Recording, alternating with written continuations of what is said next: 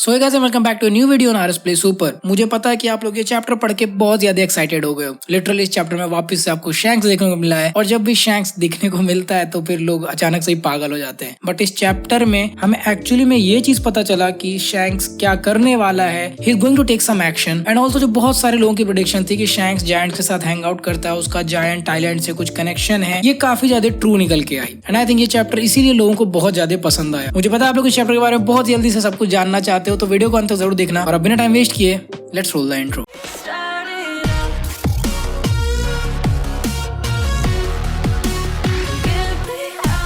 बात करें cover page की तो हमें दो कवर पेजेस पर देखने को मिलते हैं। सबसे पहला शोनेन जंप का अपना कवर पेज, क्योंकि इस बार इसमें लूफी और वेगापंक फीचर हुए हैं, तो ये वाला बहुत इंटरेस्टिंग कवर पेज है। वैसे अगर आप लोग एक्चुअली में मांगा खरीद रहे होते जापान में या फिर लीगली खरीद रहे होते लाइक फिजिकल कॉपी, तो आपको कवर पे यही देखने को मिलता है, ऊपर ही आपको लूफी और वेगापंक दिख रहे होते। और बात करें अपने मेन कवर पेज की, जो कि ओडा एक्चुअली में ड्रॉ करते रहते हैं, तो इस बार हमें एक स्ट्रॉ हैट क्रू का एक अजीब सा कवर पेज देखने को मिलता है, जिसमें आप नोटिस करो नामी को, तो जिम्बे उसकी बिग बूढ़ी से अपना आंख बचाने की कोशिश कर रहा है और रॉबिन भाभी हमेशा की तरह बहुत अच्छी लग रही है। सच में बहुत अच्छी लग रही है। एक्चुअली में रॉबिन बहुत अच्छी लगती है अगर उसको बहुत ज्यादा सेक्सुअलाइज करके नहीं दिखाया जाता है मांगा। ऑल्सो सांजी के टी शर्ट पर लिखा हुआ है किल 2 birds with 1 stone, और मुझे इसका मतलब नहीं समझ में आ रहा। अगर आप लोग के दिमाग में कोई आइडिया हो तो कमेंट सेक्शन में जरूर बताना। ऑल्सो अगर आप सांजी के मुंह से धुआं नोटिस करोगे तो उसके मुंह से वो गियर 5 जैसा वाला धुआं निकल रहा है, तो ये भी बहुत इंटरेस्टिंग कवर पेज है। सो इस चैप्टर का टाइटल है ओल्ड फ्रेंड्स। सो सबसे पहले जब मैंने इस चैप्टर को कंप्लीट पढ़ा तो मुझे लगा ओल्ड फ्रेंड्स है, यहाँ पे इनका मतलब है किड और किलर। एंड उसके बाद हमें डोरी और ब्रोगो भी इस चैप्टर में दिखे, तो पहले मुझे लगा शायद उनको पॉइंट आउट किया जा रहा है, बट ऐसा बिल्कुल भी नहीं था, क्योंकि हमें पता है डोरी और ब्रोगी बहुत टाइम तक एक दूसरे से फाइट कर रहे थे। तब तो शैंक्स पैदा भी नहीं हुआ था जब उन्होंने स्टार्ट किया था। एंड थोड़ा बहुत जब सेंटेंसेस को मैंने ठीक से पढ़ा तो मुझे पता चला कि एक्चुअली में यहाँ पे उन लोगों के बारे में बात हो रही है जो कि पहले से अल्बाफ आइलैंड पे प्रेजेंट हैं। तो यहाँ पर मोस्ट प्रॉब्लम मुझे ऐसा लग रहा है कि शैंक्स बात कर रहा है जैगुआर डी सोल की, एंड मे भी उसके अलावा कुछ ऐसे लोग जो कि ओहारा इंसिडेंट में सर्वाइव कर गए थे। एंड यहाँ पर टाइटल ओल्ड फ्रेंड्स रखने का मतलब यही है कि अगला जो भी चैप्टर होने वाला है वहां पर शायद हमें मैन मार्ड बाय फ्लेम्स यानी कि जैगुआर डी सोल के बारे में कुछ पता चले। एंड अगर ओहारा में से कोई भी जिंदा बच गया और वो इस आइलैंड पर है तो शायद उनके बारे में हमें आगे पता चलेगा। तो जैसा कि शैंक्स ने बोला है कि समय का पता नहीं चलता जब आप ओल्ड फ्रेंड्स के साथ हैंग आउट करते हो, तो यहाँ पे इस टाइटल का ये भी मतलब हो सकता है कि शैंक्स अल्बाफ आइलैंड से बहुत समय से कनेक्टेड है एंड इसीलिए यहाँ पर उसने वो चीज यूज की है। लेकिन मेरा ध्यान इस चीज से इसलिए नहीं हट रहा है क्योंकि ओल्ड फ्रेंड्स को लिटरली टाइटल में यूज किया गया है। मतलब जिन भी कैरेक्टर्स को यहाँ पे रेफरेंस दे रहा है शैंक्स, वो एक्चुअली में बहुत इंपॉर्टेंट होने वाले हैं, जो कि हमें आगे आने वाले चैप्टर में पॉसिबली पता चलेगा। इन केस शैंक्स का भी वही हाल ना हो जाए जो कि लॉ ब्लैक बियर्ड गाब का हाल हुआ है पूरे के पूरे एगेड आर्क में। शैंक्स को दिखाया, हाइप क्रिएट की, and then we are just lost at him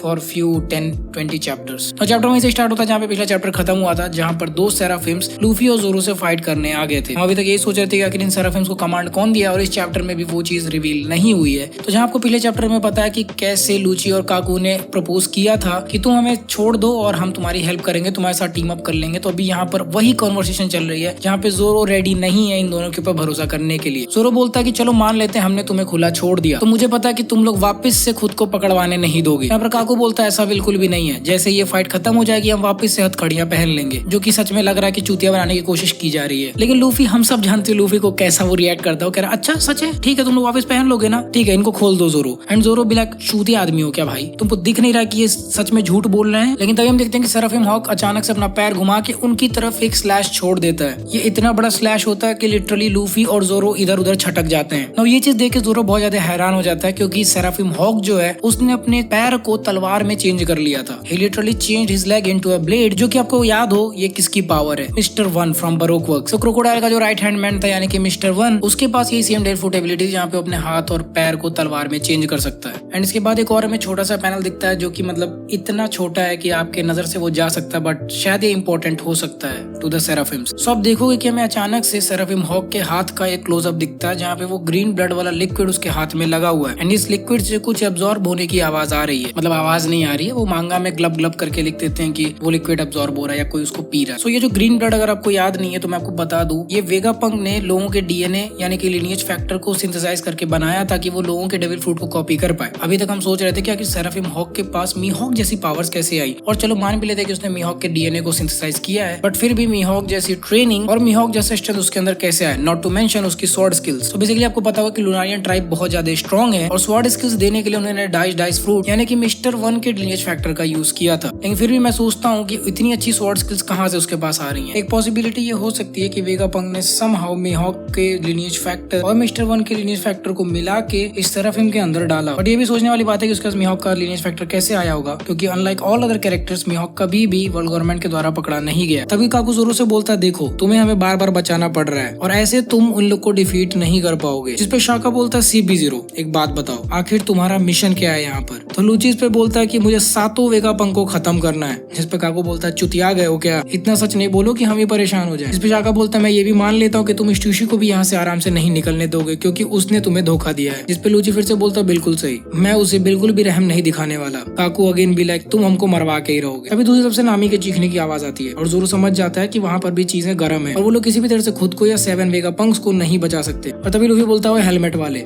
मेरे को चाबी दे। इस पे शाका उसे चाबी दे भी देता और बोलता है कि फाइनल डिसीजन मैं तुम्हारे हाथ में छोड़ता हूँ लूफी, वैसे भी तुमने ही प्रॉमिस किया कि तुम किसी भी तरह से वेगापंक को बचाओगे। लूफी लूची की तरफ मुंह करके बोलता है सुन बे चूतिए, जैसे ही वो चारों सेराफिम्स खत्म होंगे और तुझे समझ में आ जाएगा कि तू मुझे किसी भी तरह से डिफीट नहीं कर सकता तो तू चुतियापे करना बंद करेगा और किसी भी तरह से मेरे दोस्तों के पीछे नहीं जाएगा। समझ में आया या नहीं। इस पे जोरो बोलता है यार लूफी पागलों वाली बात नहीं करो, ऐसे टॉन्ट के पीछे तो ये CP0 वाले कभी नहीं जाएंगे, इतना दिमाग तो है इनमें। लेकिन तभी उसी समय लूची लूफी के जाल में फंस जाता और कहता है कि किसी भी तरह से मैं तुझे छोड़ के तेरे दोस्तों के पीछे नहीं जाने वाला, वैसे भी तू लिस्ट में नंबर 1 है जिसको मैं मारना चाहता हूँ लूफी। और ये चीज सुन के जोरो का मुंह बन जाता है और कहता है कितने चूतिया लोग हैं, इनको सरकारी नौकरी किसने दी है। अभी दूसरी तरफ से सेराफिम कुमा और बहुत बड़ा सा कंप्रेस्ड पंजा रिलीज कर देता है जिसकी वजह से वेगापंक के ऊपर का छत तबाह हो जाता है। और ये चीज देख के लूफी तो पीछे नहीं रहने वाला, गियर 4th बाउंडुमा। और इधर लूची भी अपने हाइब्रिड फॉर्म में ट्रांसफॉर्म हो जाता है। दोनों मिलके कॉन्ग गन और 6 किंग गन का यूज करके तुरंत ही सेराफिम कुमा को डिफीट कर देते हैं। दूसरी तरफ जोरो और काकू संतोरियो, रेंगोकू, ओनिगिरी और टेम्पेस्ट किक व्हाइट थंडर का यूज करके सेराफिम हॉक को भी डिफीट कर देते हैं। इसके बाद सीन चेंज होता है और हम पहुंचते हैं लैब के बहुत अंदर। वहाँ पर कोई खाना मांग रहा होता है और बोल रहा होता है कि उन्हें 2 महीनों से बिल्कुल भी अच्छा खाना नहीं मिला है। वो लोग सोच रहे थे कि क्या कभी ये लोग इस जेल से बाहर निकल पाएंगे या फिर यहीं पर मर जाएंगे। और ये लोग और बल्कि और भी ज्यादा सरकारी नौकरी वाले यानी कि CP5, CP7 एंड CP8 के एजेंट्स हैं। इन सभी को वेगापंक ने एक जेल में बंद करके रखा है। उनमें से एक एजेंट बताता है कि 2 महीने पहले जब वो लोग एगेट आइलैंड पर आए थे कुछ भी इंस्पेक्शन करने के लिए तो कुछ वेपनाइज्ड सी बीस्ट ने उनके ऊपर अटैक कर दिया था। वही सी बीस्ट जो कि लूफी के शिप को तब अटैक कर रहे थे जब वो लोग एगेट आइलैंड पर आने वाले थे। एजेंट्स के ऊपर अटैक करने के बाद उन्हें इस आइलैंड पर लाया गया और फिर उसके बाद जो भी इन एजेंट्स को खोजने आया था उन्हें भी पकड़ के यहीं पे ले आके बंद कर दिया गया। इसीलिए इन सभी को लगा कि वेगापंक इन सबके पीछे है। अब क्योंकि ये सारे आर्टिफिशियल सी बीस्ट थे जिनको मॉडिफाई किया गया था कि वेगापंक ही वो बंदा है जो कि इनको यहाँ पर बंद करके रख रहा है। जैसे वेगापंक बोलता है कि यार मुझे माफ कर दो,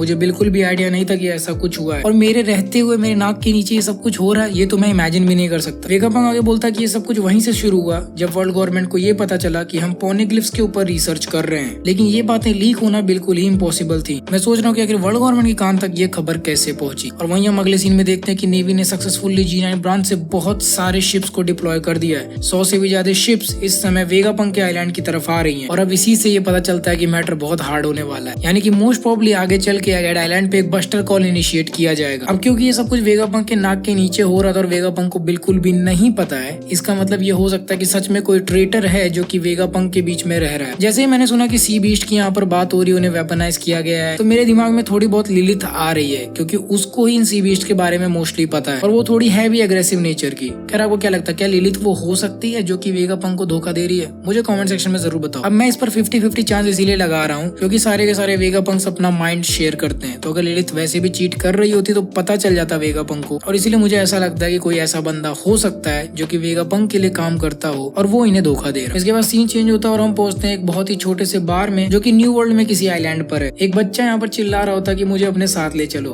प्लीज मुझे अपने साथ ले चलो यार। इस पे पायलट बोलता है तुम पागल हो क्या, किसी भी तरह से मैं इतने गर्म दिमाग वाले बच्चे को अपने साथ नहीं लेके जा सकता। शायद यहाँ पर शैंक्स लूफी का रेफरेंस दे रहा है क्योंकि लूफी भी बहुत गर्म दिमाग का हुआ करता था जब वो छोटा था। जिसपे वो वाटर अटेंडेंट वाली लड़की उस छोटे बच्चे से बोलती है बाबू जिद करना बंद कर दो, बाकी सारे कैप्टन तुमसे बहुत बाकी सारे कैप्टन बहुत ज्यादा जलने लगेंगे। इसमें वो बच्चा बोलता है नहीं, किसी भी हालत में नहीं, मुझे चीफ बहुत ज्यादा पसंद है। और फिर अगले ही पैनल में हमें रिवील होता है कि ये चीफ और कोई नहीं बल्कि आकागामी शैंक्स है। वैसे इस बारटेंडर के अगर हम शब्दों पे ध्यान दें तो यहाँ पर और भी कैप्टन की बात हो रही है, यानी कि ये पॉसिबिलिटी है कि और भी कई सारे लोगों का एफिलिएशन है to the island of Elbaf. या फिर ऐसा हो सकता है कि एल्बाफ के जायंट्स भी पायरेट्स हैं, बट हमें कभी ऐसे देखने को नहीं मिलते नॉर्मली कि एल्बाफ के जायंट्स इधर उधर कहीं कुछ कर रहे हैं, ना ही मॉर्गन चिड़िया अपने न्यूज़पेपर में बताती है। तो देयर इज अ पॉसिबिलिटी कि और भी कई सारे ह्यूमन पायरेट्स हैं जो कि एल्बाफ से कनेक्शन रखते हैं, और ये लोग पॉसिबली भी वही लोग हो सकते हैं जो कि एक्चुअली में शैंक्स के साथ दोस्ती रखते हैं या फिर उससे एफिलिएटेड है या उसके फ्लीट में आते हैं, क्योंकि और कोई किसी भी तरह से शैंक्स के एरिया में तो नहीं घुसना चाहे। तभी पीछे से एक बंदा चिल्लाते होता है कि बॉस, तभी पीछे से कुछ चिल्लाते होता है बॉस, एक चूतिया अभी भी हमारे ऊपर अटैक कर रहा है। अभी तक तो खैर उसने हमारे नए लोंडो को ही छेड़ा है, लेकिन देखकर तो ऐसे ही लग रहा है बहुत ही फाइट सीरियस होने वाली है। इस पे शैंक्स बोलता है पता नहीं यार, मैं इसको किस्मत बोलूं या बदनसीबी, मैं अभी यहाँ से निकलने वाला था, ये सब क्या हो रहा है। खैर छोड़ो, मुझे लगता है मुझे इस समय का अंदाजा नहीं लगा, मैं सभी से इतना बात जो करने लगा था। वैसे भी जब अपने पुराने दोस्तों के साथ हैंग आउट करते हो तो पता ही नहीं चलता टाइम कब निकला। एंड बाय पुराने दोस्त आप समझ ही गए शैंक्स किसकी बात कर रहा है। He is talking about giants of Elbaf. Elbaf giants के साथ शैंक्स की पुरानी दोस्ती है। उसके बाद शैंक्स के क्रू, उसके हम देखते हैं शैंक्स के बाकी क्रू को, जिसमें बेन बैकमैन बोल रहा था यार शैंक्स, दुश्मन तुम्हारे ऊपर बहुत ज्यादा गुस्सा होने वाला है। और लकी रू बेन बैकमैन को बोलता है कि भाई सुन, तू तो बोल मत, सिर्फ शैंक्स ही नहीं है जिसके ऊपर उसका दिमाग खराब होगा। और यहाँ से लकी रू ये चीज हिंट देता है कि पिछली बार बेन बैकमैन ने किड का हाथ काट दिया था। और ये सब सुन के शैंक्स बोलता है नाव निकालो,